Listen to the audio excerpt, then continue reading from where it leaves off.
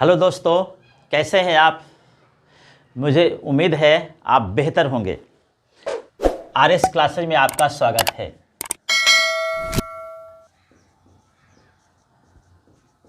RS classes में आप सभी का स्वागत है। मेरा चैनल अभी तक आप सब्सक्राइब नहीं किए हैं तो इसको सब्सक्राइब कर दीजिए। आप अपने दोस्तों को बता दीजिए जिससे कि हमारा मनोबल बढ़ सके। आज हम एक करेंट अफेयर्स के विषय को लेकर के आए हैं, statue of equality.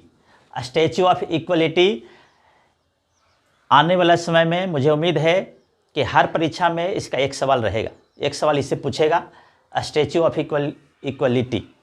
Statue of equality के बारे में, स्टैचू ऑफ इक्वलिटी।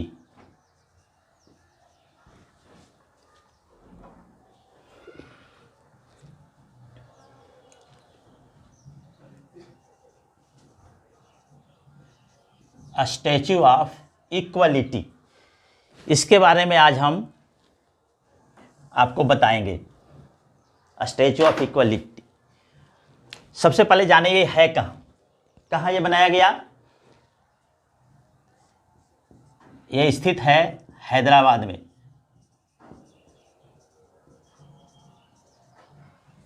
हैदराबाद में ये स्थित है। भारत के एक बहुत बड़े महान संत हुए रामानुजाचार्य।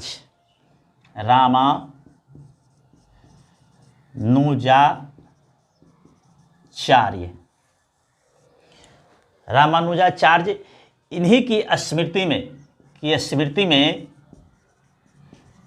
स्मृति में या याद में ये स्टैचू ऑफ इक्वलिटी बनाया गया है। ये 11वीं सदी के संत थे। ये 11वीं सदी के महान संत थे।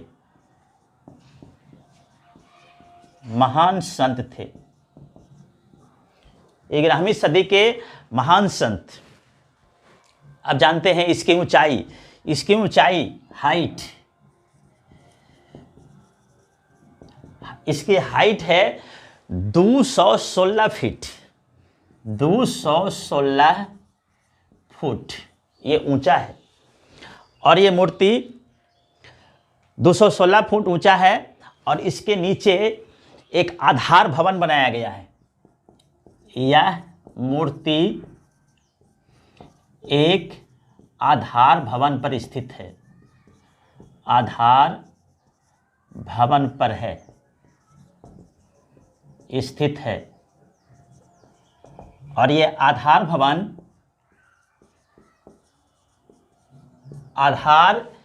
पर ये स्थित है। और ये आधार भवन का एक नाम दिया गया है जिसका नाम है भद्र बेदी। आधार भवन का नाम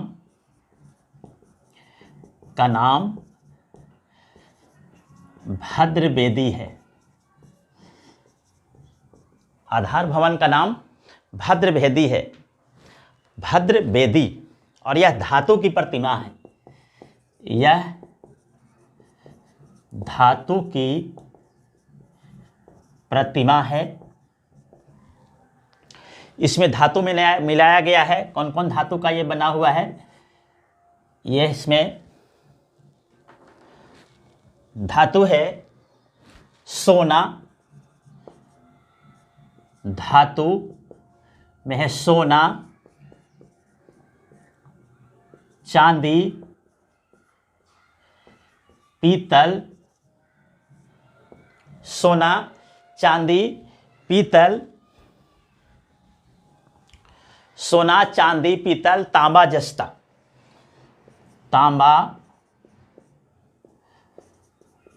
जस्ता। ये 5 धातु को मिला करके ये प्रतिमा बनाया गया है। 5 धातु को मिला करके ये प्रतिमा बनाया गया है।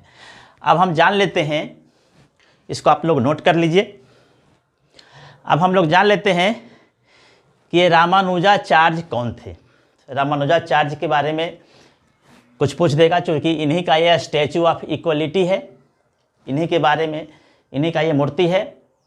तो रामानुजाचार्य के बारे में थोड़ा जान लें। रामानुजाचार्य,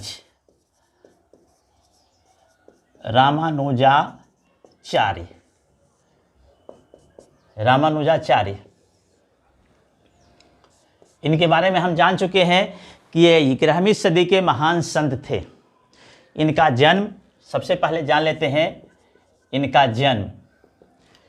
जन्म हुआ 1017 ईस्वी में, 1017 में इनका जन्म हुआ है। जन्म हुआ कहाँ? पेरम्बदूर, पेरम्बदूर,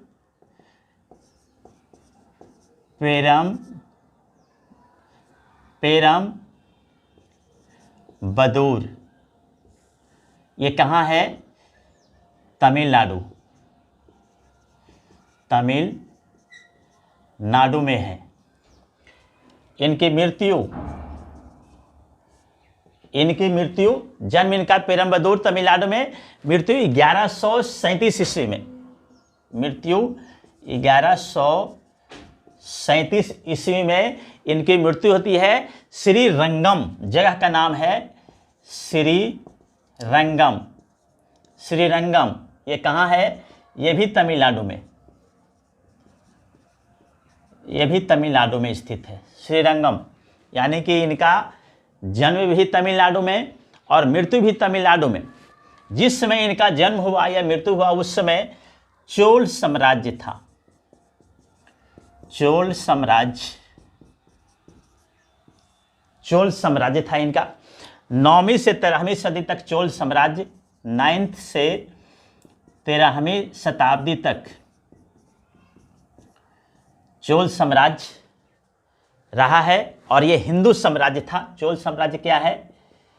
हिंदू साम्राज्य है, हिंदू साम्राज्य था ये, हिंदू साम्राज्य, चोल साम्राज्य हिंदू साम्राज्य था। इनका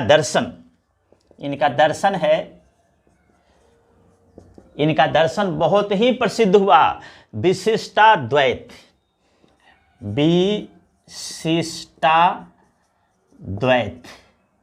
इनका दर्शन का नाम है विशिष्टाद्वैत। और ये वेदांत दर्शन पर आधारित है। ये किस पर आधारित है? वेदांत दर्शन पर आधारित है। ये वेदांत दर्शन पर आधारित है। अब जान लेते हैं, ये रामानुजाचार्य वैष्णव संत थे। ये वैष्णव संत थे, अब जान लेते हैं इनके गुरु का नाम। यानी कि अब सबसे पहले कहें तो इनके गुरु का नाम था यामुनाचार्य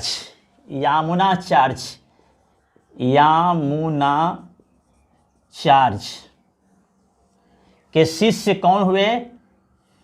के शिष्य हो गए, इनके शिष्य हो गए रामानुजाचार्य।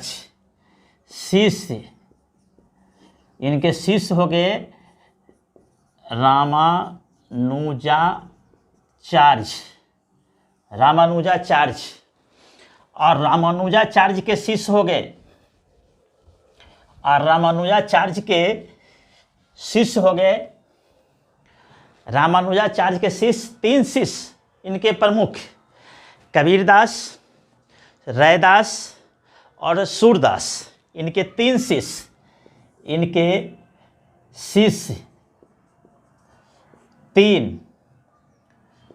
तीन शिष्य हैं। इनके 3 शिष्य सबसे ज़्यादा प्रसिद्ध हुए। कबीरदास,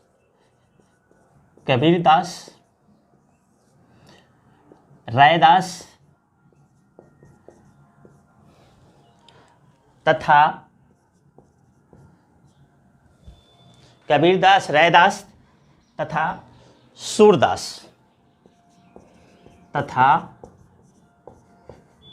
सूरदास 3 शिष्य इनके काफ़ी प्रसिद्ध हुए।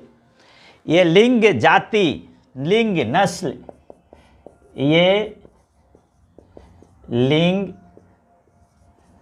नस्ल जाति तथा पंथ की परवाह किए बिना जाति पंथ की परवाह किए बिना हर इंसान के उत्थान के लिए कार्य किया। हर इंसान के उत्थान के लिए कार्य किया। हर इंसान के उत्थान के लिए ये कार्य करते हैं। यही है हमारा स्टैच्यू ऑफ इक्वलिटी। मुझे उम्मीद है आपको ये पसंद आया होगा, नोट कर लें इसको। मुझे उम्मीद है आपको ये पसंद आया होगा। इसको ज़्यादा से ज़्यादा शेयर कर दीजिएगा, हमारा इसे सब्सक्राइब कर दीजिएगा और दूसरे को बताइएगा। Thank you.